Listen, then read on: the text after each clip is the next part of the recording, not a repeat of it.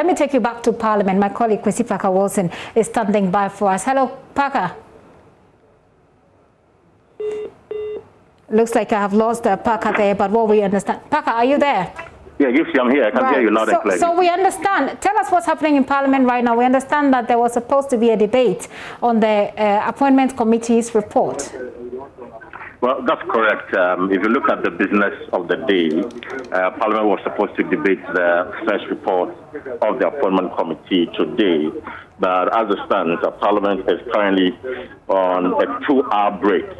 We are told that when they resume from the break, that is when they are going to debate the Appointment Committee's report. Now, I have a copy of the report myself. It's quite a huge document, I give you have to say, very voluminous. And it contains 13 nominees. Now, perusing the document, I have concluded that 9 out of the 13 were by consensus, according to the report. So what it means is that the members of the Appointment Committee, by consensus, decided to approve the nomination of these 9 individuals. And let me just run you through these individuals. I'm talking about Kandapa, Dominic Nitio, Shelley Ayokoboche, Dr. Yao Edichum, Chairman supposed to being the majority leader and also the minister designate for Parliamentary Affairs, Danboche Ambrose Derry, Ignatius Bafwewa, Sarah Josafo, who is headed for the Gender and the Social Protection Department.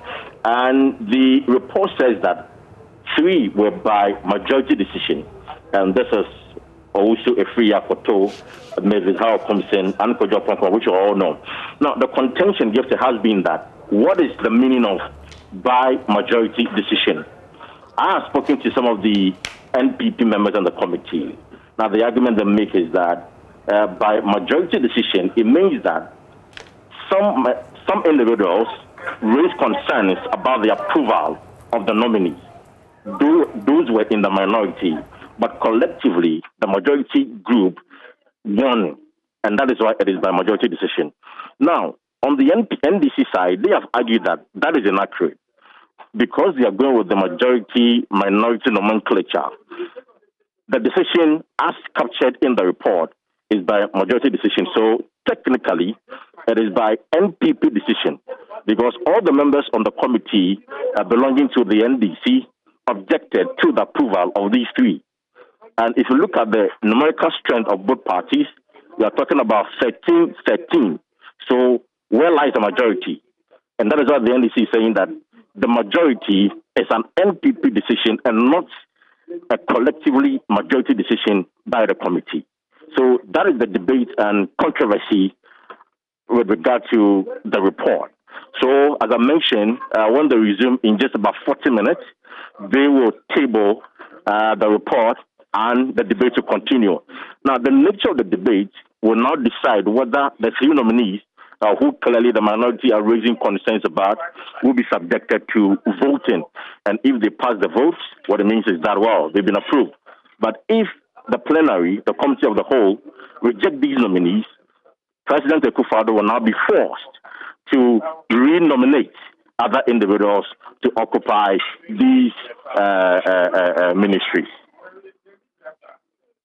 What is happening now, you tell us, is a break. Does it mean that they're going to come back from the break and debate this decision? Yes, so you see, they will return shortly. In fact, the break is as a result of what we've been told by the Speaker of Parliament, a briefing by the Health Minister designate on the vaccine rollout as far as Parliament is concerned. Already, we are told by the House that the Protocol Health Directorate has made available 2,000 doses of vaccines to members of Parliament. The Speaker says it's not enough. They want about 6,000 for the members of Parliament and also the staff, the parliamentary service workers, including their families as well.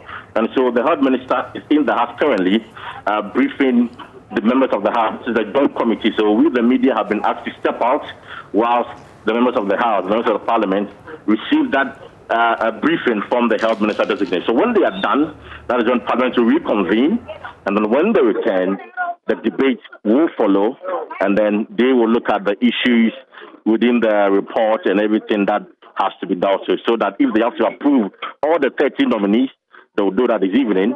If not, they will defer some of them. Wondering, has the minority in Parliament made any comment on the back of this? Well, the minority in Parliament is yet to speak. You remember that yesterday, Joseph, chairman of the committee, clearly stated that they don't want any member of the committee to speak on these matters. There's a team, and so they need to work as a team. And as a team, they have leaders. So the leadership will now have to communicate their decision to the public. And so those on the committee have not said a word.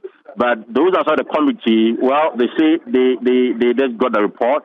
They're now studying the report. So when they are done, they will pass a comment or two. But let me say this, that on social media, there are concerns about some disappointment with NDC supporters that their members, the NDC MPs, approved the likes of Dominic Mitchell and Mr. Kandapa for national security, basically because of their alleged involvement in the shooting incident that characterized the December 7 election.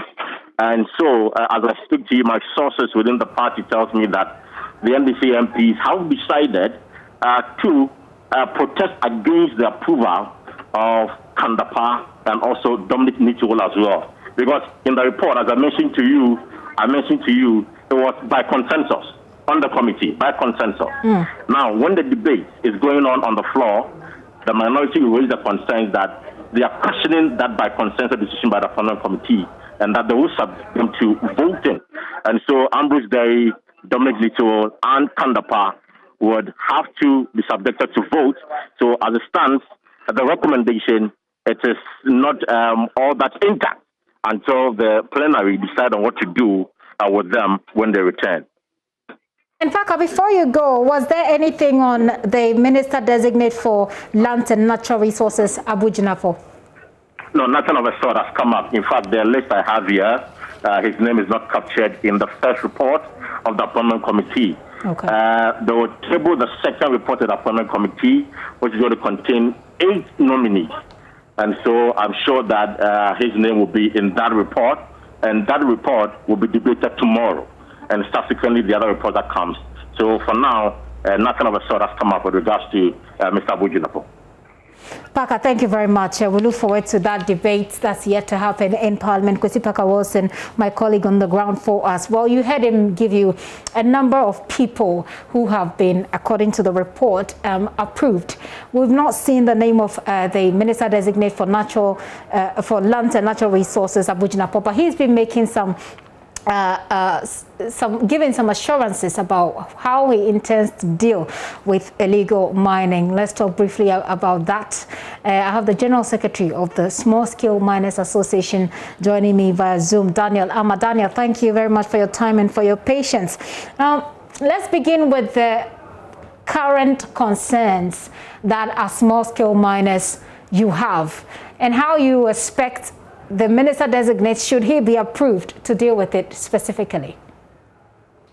Thank you and good evening. The name is Godwin Ama, not Daniel. Sorry, apologies for that. Yeah. The small scale mining sector mainly employs them. We are the actors in the industry, but the major challenge that we have is illegal mining and also land availability for the small-scale miners who have gone through the process to be able to sustain their business operations for a very long time. So these are some of the challenges that we have. We also have issues of, in terms of equipment, that's modern equipment that miners need for them to be able to work more efficiently and for them to be able to, for us to be able to also recover our gold or the minerals that we are engaging, to be able to get more and then sell and get a lot of foreign exchange for the country as a whole. The sector is employing over 1 million people, as you know, and currently, if you take the total gold production in the country, is every 3 ounces of gold that's mined, 1 ounce is coming from the small-scale mining sector. So it's a very significant sector. The next issue we have is the issue of taxes. And now governments have brought this withholding tax, which all small-scale miners, anytime you sell your product, 3% of your earnings are withheld. And if you look at the cascading effect, it's affecting the small-scale mining a lot. And the next issue is with the withholding tax. There's no proper regime in place in terms of monitoring it. So what we've seen now is some buyers buy and then deduct the 3%. They don't issue proper receipts for the small-scale miners, and some are being smuggled out, and government is not getting the taxes that it requires from the industry. So these are some of the challenges that we have. Well, the minister designate for the sector has indicated, his plans of dealing with some of the issues that you have. You and your colleagues seem excited about what he's promising, but will it really solve the problems? Yeah, you see, what he said is one thing, and how to implement it is for another. And what we will say, he has shown some commitment in terms of the time he was being vetted at Parliament. I watched some of the essays, and he said he's going to ensure that illegal mining will apply all the laws to ensure that people do the right thing. And also, they're essentially talking about, yes, exactly. So the community mining, for example, and about sort of regularizing small-scale mining. Yeah, regularizing the exactly. With the community mining, it's not different from small-scale mining. It's a scheme that government brought up, and then we all are.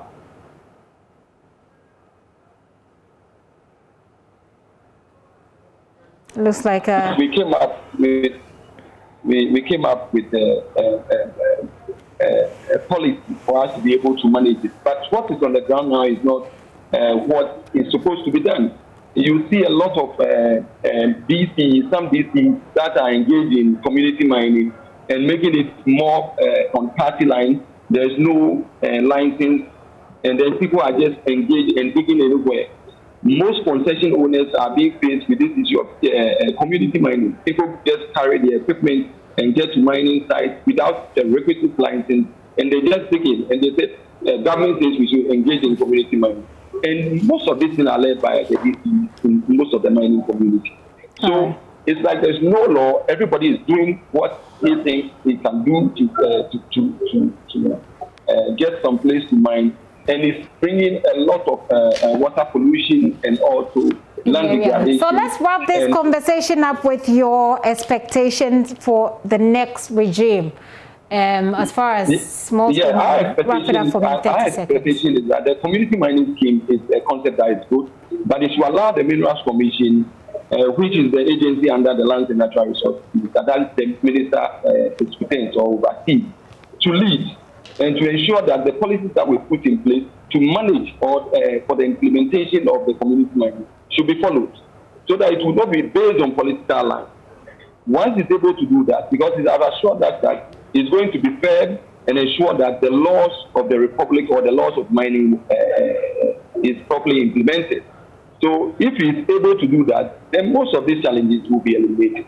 Because most of the people who are engaged in this illegality in terms of hijacking the community mining scheme are people that are coming from his part. So if he's able to be fair and ensure that he will implement the law to the latter, then these people will not be there, and then the Minerals Commission will be able to do their work without any interference.